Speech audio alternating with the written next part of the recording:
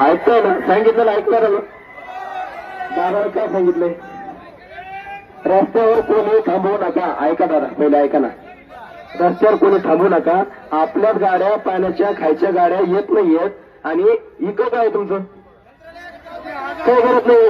Hello, दादाला सगळं सांगितलं नाही. नीट ऐका, 2 मिनिटं नीट ऐका. सकाळी बाईक दिलेली आहे, आता दिलेली आहे.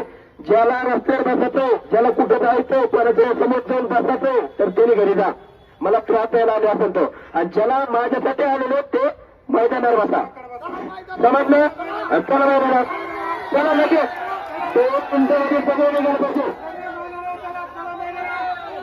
तुम्हाला पत्ता माझं?